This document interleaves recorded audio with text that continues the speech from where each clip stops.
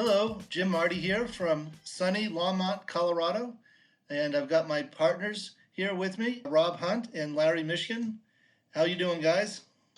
Jim, always a pleasure to see you. Rob, welcome back for another show. The Deadhead Cannabis Show is always a pleasure going forward with both of you. And another great guest we have today, which we'll get to in a minute. Chicago is cold and snowy, exactly like it's supposed to be this time of year.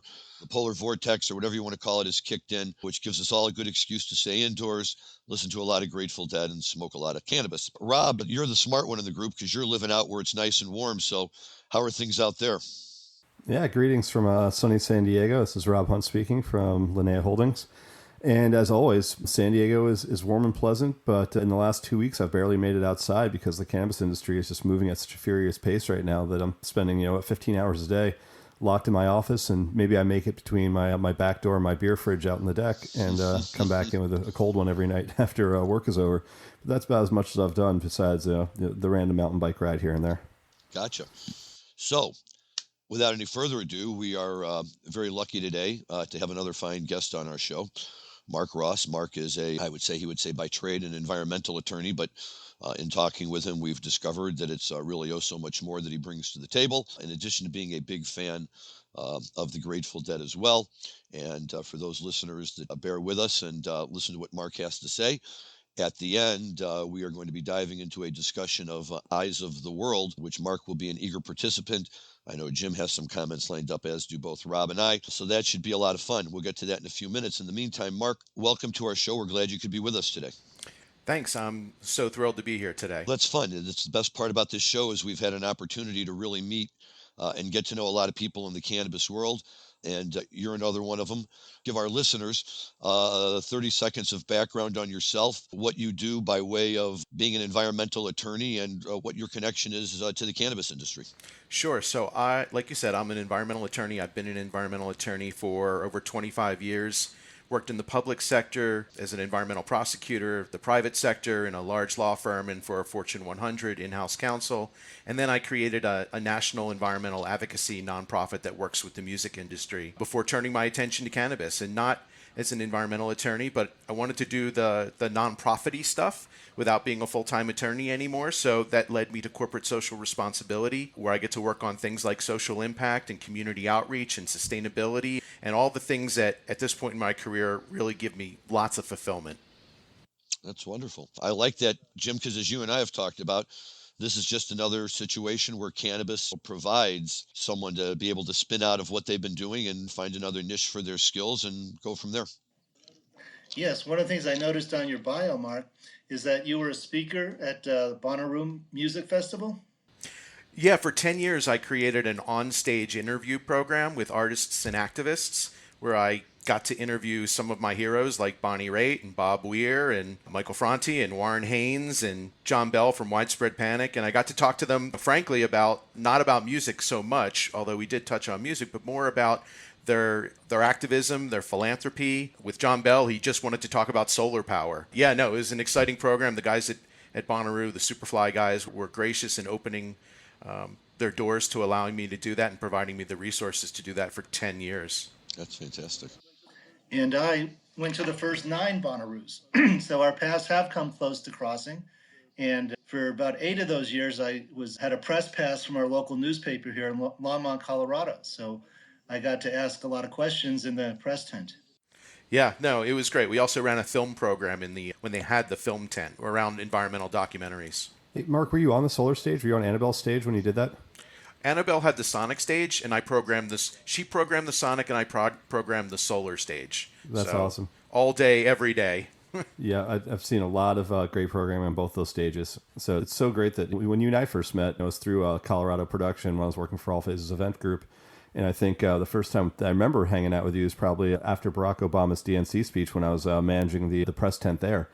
And I remember speaking and for a long time going, okay, we need to get together and spend more time just from having so many common interests.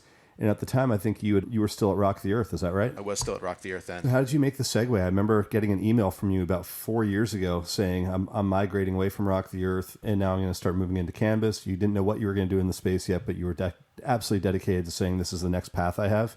So how did that transition and migration go from where you were running a great philanthropy over to working in the industry directly? Yeah, I had burned out. Rock the Earth had a great year of 2015, but it really crushed me in terms of burning me out. And I decided, like I said, I wanted to go back to the private sector. When I looked back on my career, the private sector really was the place where I could have the most impact on a daily basis, I felt. And so I started to network with corporate social responsibility and sustainability officers here in Denver and beyond. And a couple key people within 1 week, one from industry and one from government, both suggested me that I look at the cannabis industry because no one was really doing corporate social responsibility in a very thoughtful, strategic, ROI-driven way. And sure enough, I started to poke around and talk to people in the industry.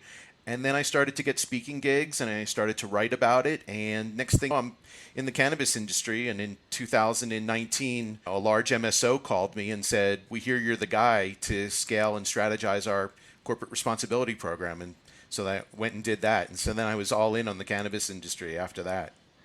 And what are the issues, Mark, that you see with social responsibility in the cannabis industry? For 90% of the companies in the cannabis industry, if they have corporate responsibility at all, it's usually just a philanthropy program that's bolted onto the company, that it's not built in a strategic way and it's not integrated throughout the company, and therefore it doesn't really come off as authentic. So you don't have the Patagonias, the Ben and Jerry's, the New Belgium brewing companies in the cannabis industry yet. You simply don't. Now, I think this past summer with the Black Lives Matter movement really accelerated the need for social impact. And we're starting to see that in all the state licensing that's coming down the pike, whether it's New Jersey or New York, Illinois, Pennsylvania, where people are starting to talk about social equity and diversity, equity, and inclusion and justice. So that can definitely overlap with corporate responsibility. But I think there's this, unfortunately, just because of where cannabis is right now in its development, there's this perception that corporate responsibility is a nice to have and not a business imperative. When the fact of the matter is, as we are seeing a very changing business climate inside cannabis as well as outside of cannabis, corporate responsibility isn't just a nice to have anymore. It's something that every company needs to have. And the publicly traded ones are going to need to report on environmental, social, and governance metrics in a very short amount of time. And so there's an opportunity here in cannabis for us to not only create the kind of industry we would all like to see, but we're going to be forced to do it. Mark, that's really interesting to hear, especially the part about social equity. The Illinois Adult Use Program, which started last January, we had our first round of applications last spring. Social equity was built into the program very heavily and, in fact, constituted a significant portion of the points, such that candidates without social equity certification didn't have a chance of getting a license. And on the one hand, while I certainly applauded Illinois' effort to be a socially equitable state and to incorporate that in, what we ultimately discovered was it really wasn't social equity per se. It might have been, it depends how you define social equity. Most people here thought social equity meant a person of color or, a minority in that regard, when all it really meant was you either lived in a particular neighborhood for a particular period of time. In other words, those neighborhoods that were designated as being overburdened victims with the war on drugs, disproportionately affected. And then, or if you yourself were a victim of the war on drugs, which in Illinois just meant that you had been arrested, not convicted, but arrested. So, of course, you immediately had the situation of white rich kids on the North Shore who had, of course, been busted for marijuana somewhere along the way. And all of a sudden, they were social equity. And there were consequences that I don't think, were really properly thought through, and that there was a rush to get the bill out the door and really take advantage of it. But what have you seen in your work with people on and states and groups on social equity in terms of a real commitment to social equity as opposed to trying to create something where we can say, hey, look, we have social equity in our program, even if it doesn't really work out that way? Yeah. Let's start with the concept. Of course, we all know every state is different from state to state.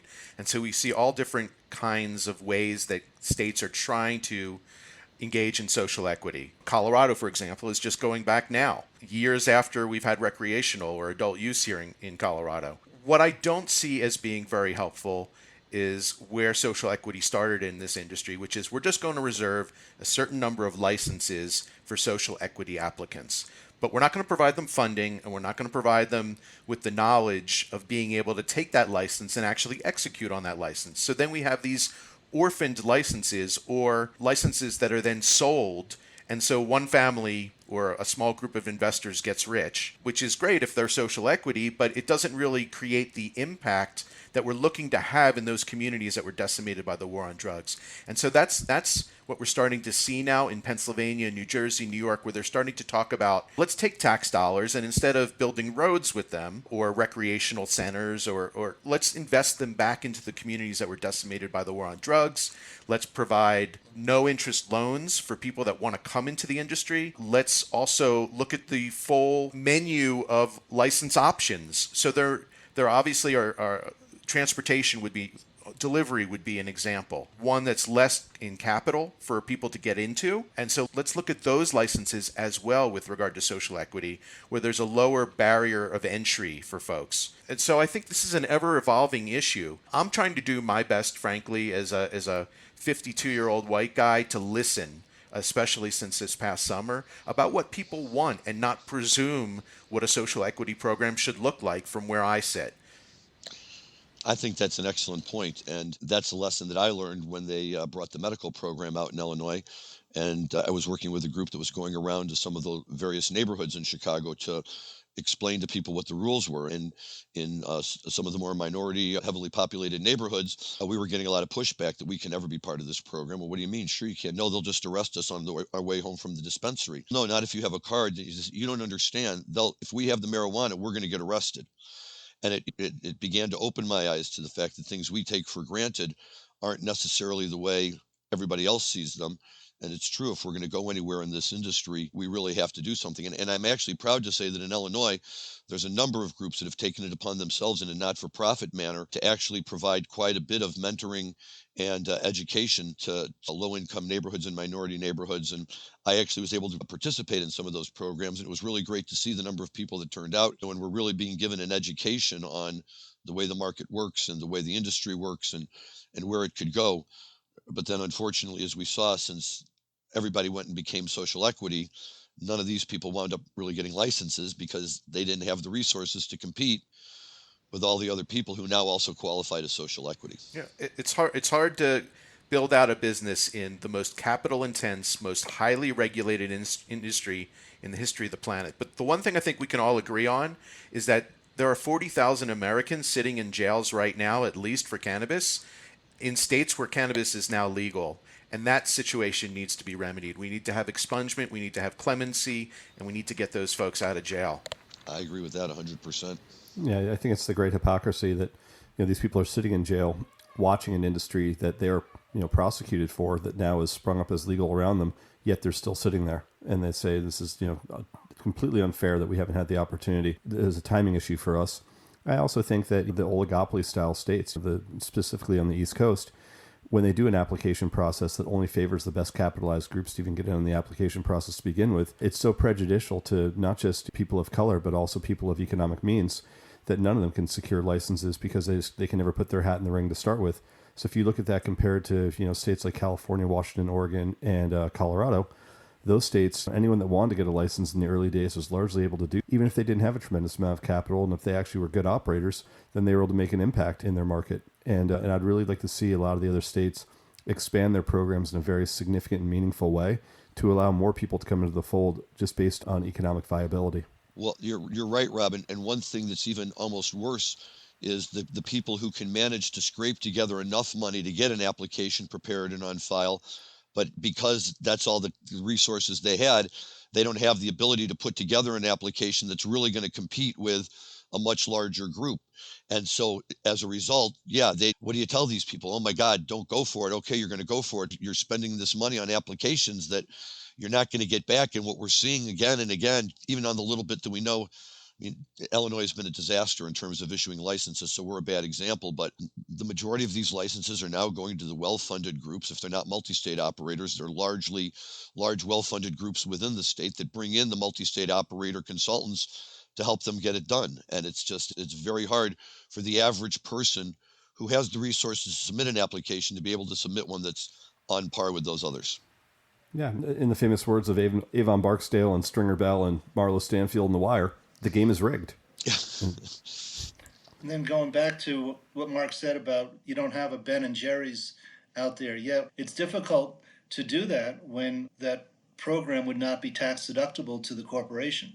So along with the changes we probably will see from the federal level, if the tax deductibility of these programs comes into play, that'll help too. Well, that's fascinating, Jim. So what you're suggesting is that if I own a retail dispensary and I participate in these programs and provide value in a social equity way, I may not be able to write that off because it's an ordinary business deduction that's prohibited by 280E. That's correct. And your wages that were spent in that area, if you let your people go into these areas and promote these programs, then you're paying them on payroll. Those wages are not deductible. So, Mark, I know that away from just ESG right now, environmentalism's always been a huge focus of everything you've done professionally. Where can the industry improve on environmental impact, and what are you seeing? I always think about from the standpoint of I sold tons of light bulbs in my hydro stores when I owned the stores in Colorado, and I tried to start a bulb recycling program because every HID bulb that Hortilux produced or any other manufacturer produced has a small amount of heavy metals in it. And those ultimately end up in the water supply if they're not disposed of properly. And most growers didn't have a place to do it. So I tried to institute a policy of everyone tacking on an extra $5 on a bulb and then making sure there was a return policy. None of the other shops wanted to go for it. None of the big suppliers wanted to go for it. And I watched hundreds of thousands of bulbs on an annual basis essentially end up in landfills. That's just one small thing that for an industry that it's funny that we grow green, but we're not a green industry. How do we get better? And how do we improve from what you've seen? I think as we push towards federal legalization, or after federal legalization happens, I think some of these issues will go away because you're going to start to see cultivation in climates where people aren't just growing in warehouses anymore. Because we know here in Colorado, one of the largest users of energy at this point in Colorado are the grow houses, the warehouse grow houses. And so energy usage is one of the probably largest issues for the cannabis industry in places like Oregon, Washington, Illinois, Ohio, Pennsylvania, here in Colorado. So there's energy. There are some great groups out there that are working to slay that beast. The Resource Innovation Institute out of the Pacific Northwest is great. They've got an energy calculator that works with the cannabis industry. There's other sustainability consultants out there consulting cannabis companies on the reduction of energy usage because it's not just lighting. It's HVAC, it's humidity control. When you have an indoor grow, it's a lot of things. Water usage in water-sensitive areas like Arizona is another issue. But again, I think a lot of the cultivation issues will start to settle in the coming years. Pesticides, states have learned from, the new states coming online have learned from the first mover states like Colorado, California, Oregon, Washington about pesticides. And the testing, as you know, the testing requirements have gotten much, much more rigorous with every state that's coming online. So pesticides, while being a big issue, I think are also diminishing as people are concerned about the health and safety. And again, once we have EPA involved, game's over for using pesticides on smokable products. And then the last issue, which is the big consumer-facing issue, and that's packaging. It's the obvious issue. You walk into a dispensary, you leave. Sometimes you're required to have an exit bag. Sometimes your flower is put into a child-proof container that's put into another child-proof container that's put into an exit bag. It's ludicrous. Absolutely ludicrous. There's great packaging solutions out there coming on board. But until we have a circular economy, but this goes for the entire consumer packaged goods industry, until we have a circular economy and we stop drilling oil to make plastic and we start harvesting out of the ocean and we start putting it back into use and reuse again, the packaging issue isn't going to go away. Now, thankfully, the cannabis industry can start to follow the lead of other companies in consumer packaged goods like Unilever and the beverage industry as to what they are doing with regard to a circular economy and packaging. So we're not just trashing the planet with all of our, cannabis trash.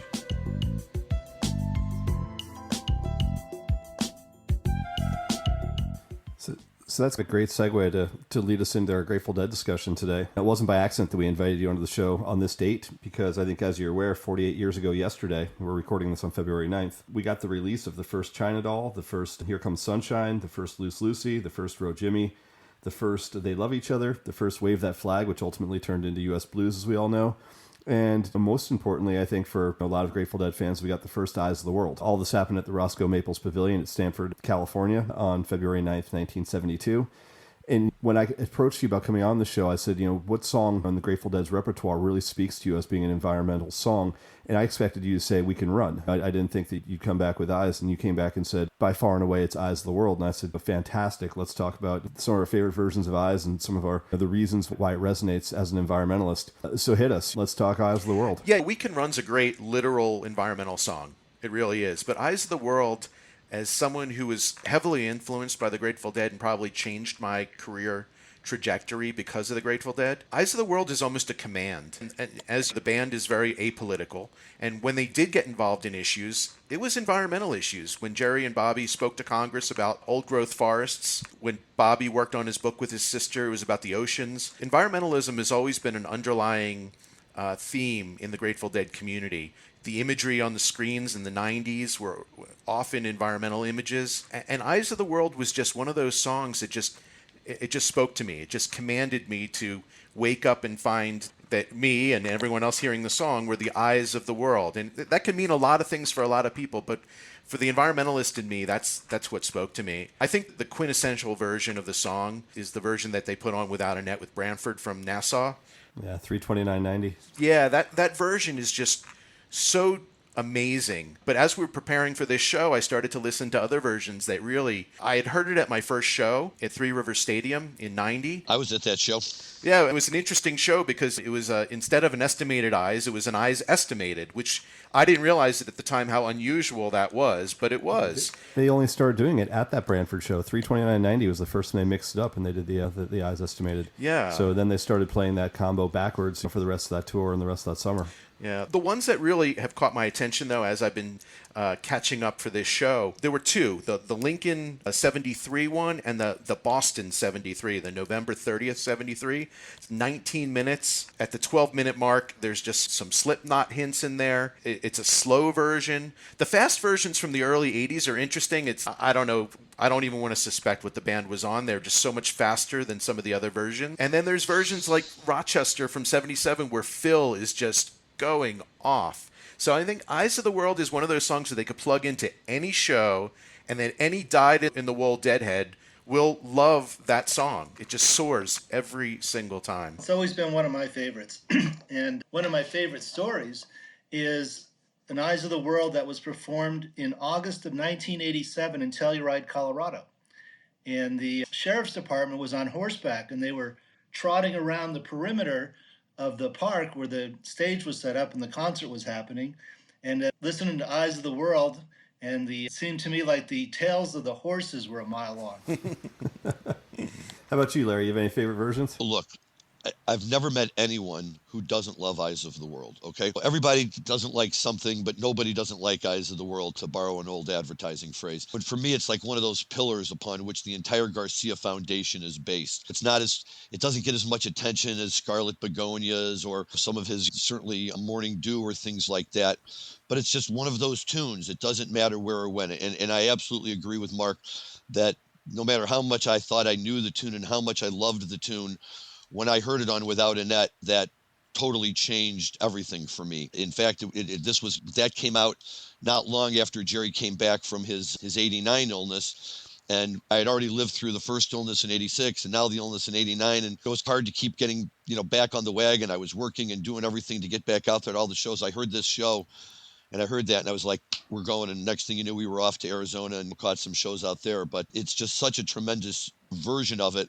And to me, one of the things that I really take away from it is, where the hell was the saxophonist in the Grateful Dead lineup all of these years? Branford is amazing, but you see what a saxophone can do. It's such a natural fit right in with but I guess again, part of that is just Branford, right? Think about it. He's up there. He's never played with them before. And what I love about the song is for about the first 3 minutes, he's just, he's not really taking a position yet. He's just feeling it out. And then somewhere in there, he just dives in. And once he does, he integrates in, Jerry integrates him in, and they've been doing it together all of their lives, which I guess is what we're really looking for when we're looking for this type of spontaneity that takes us to Dead shows. So for me, I think that's far and away the best one I ever saw or heard. Before that, and it's funny you mentioned those 73 shows, my favorite is one of my all-time favorite Grateful Dead shows that I never saw but had a tape of that I listened to until it killed itself. February 15th, 1973 from Madison. And that is a tremendous show. It had a great Here Comes Sunshine. It has the tremendous version of the only Donna song I ever liked, You Ain't Woman Enough for Me. And it's got a killer 18, almost 19-minute Dark Star on there that's, Eyes, that comes out of a Dark Star and into a China doll. And it's just such an amazing 45-minute stretch of music that you almost lose track of the fact that the Eyes is in there until you realize it's Eyes, and you have to really focus on it a little bit more. On the fast side, in April 17th, 84, I saw them at the Niagara Civic Center, and it was a throwaway show. It was my senior year, second semester, and we had already traveled everywhere. We had driven out to Hampton to see them, and we had driven all through upstate New York to see them. And then they did this show at Niagara, and two other guys and I got in a car, literally drove through Canada, straight over there, got to the show.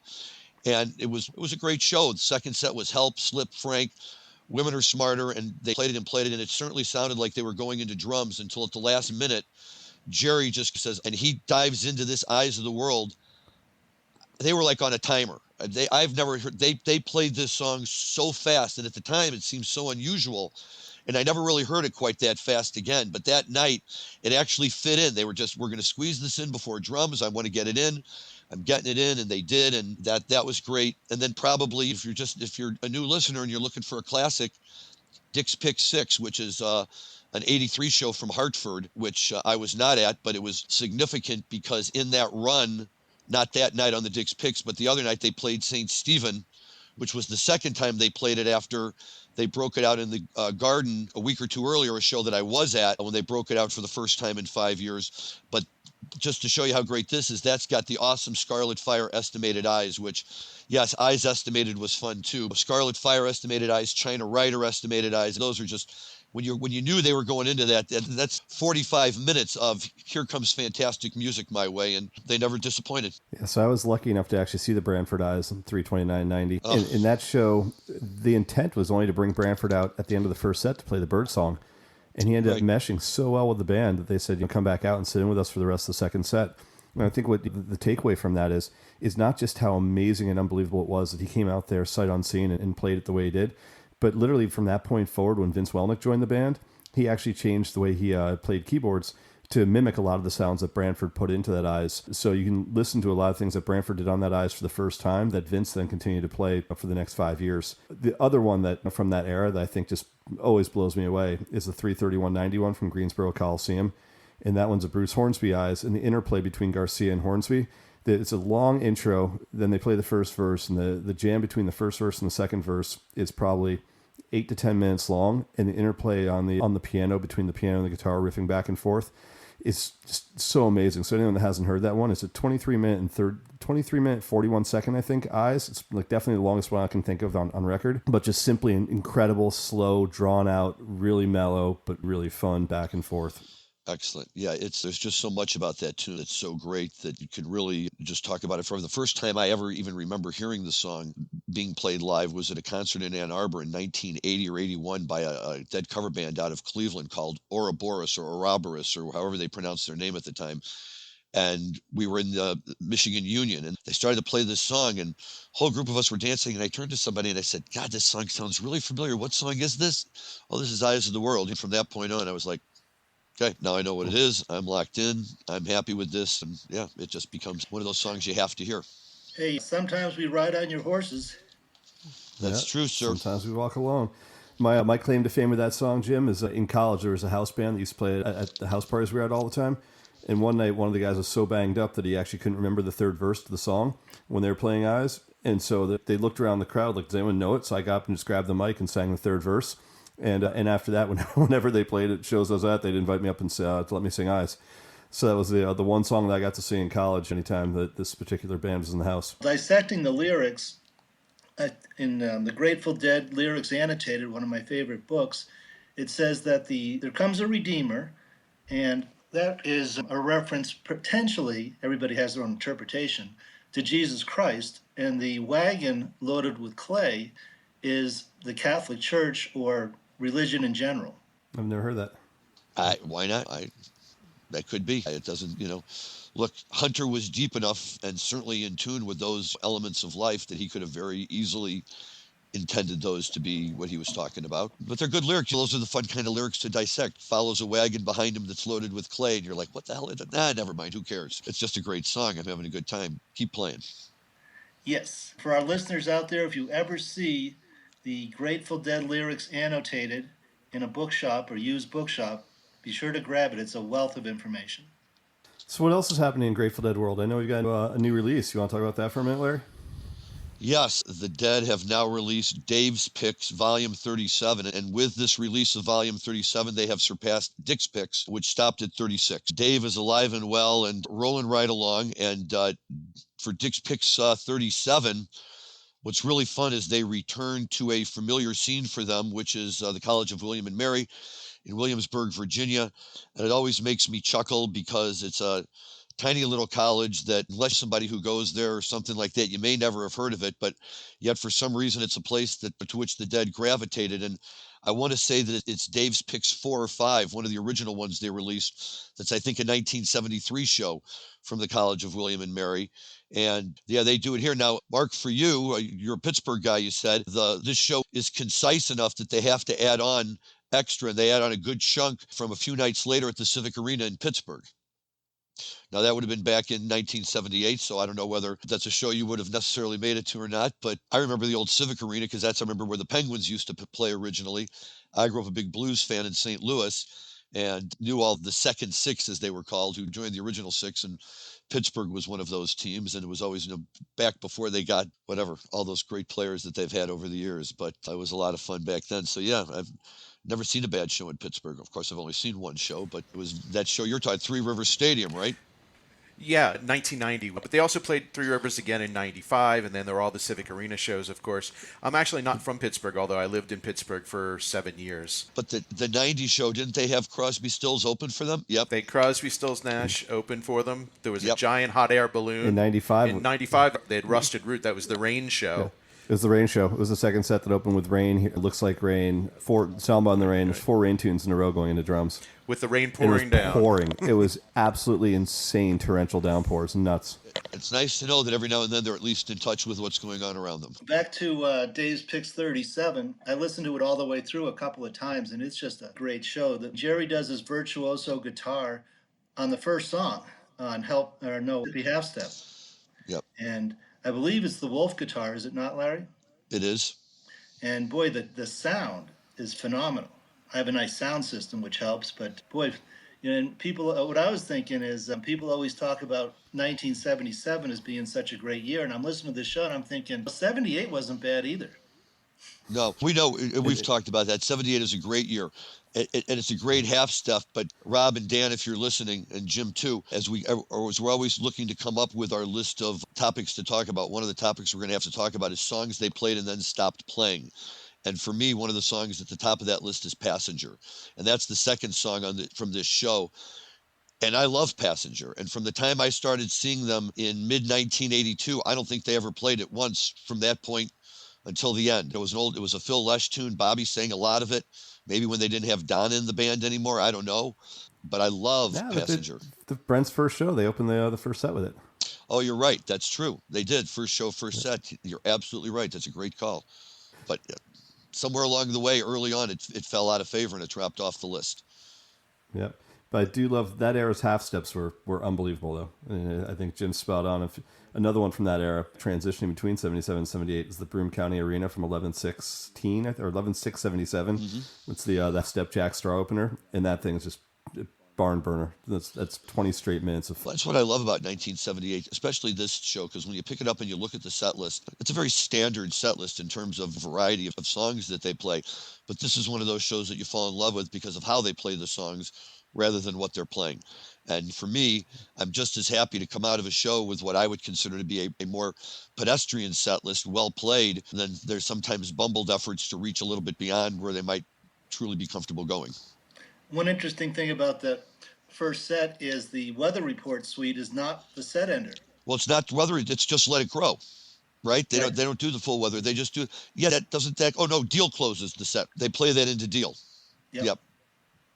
Which Deal is a pretty standard set closer, but that's like putting 2 standard set closers back to back. So that's 2 for the price of 1. You can't beat that. That's great. And then But when you hear the Let It Grow, you're pretty sure that's over. 100%. So you get a little bonus song.